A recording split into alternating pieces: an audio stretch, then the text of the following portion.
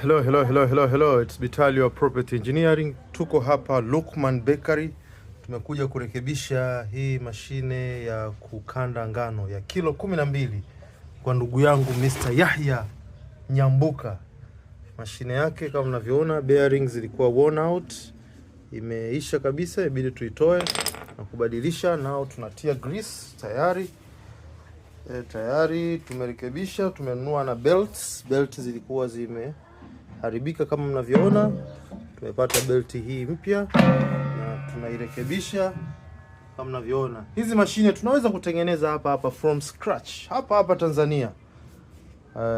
Haina haja hata kuagiza. Na hii mashine yake nilirekebisha kipindi hicho alichonunua, na wanapika mikate vizuri kabisa kama mnavyoona. Karibuni Luqman Bakery, mjipatie bidhaa bora kabisa kwa ndugu yangu Mr. Possible, Vitalio Property Engineering. Asante.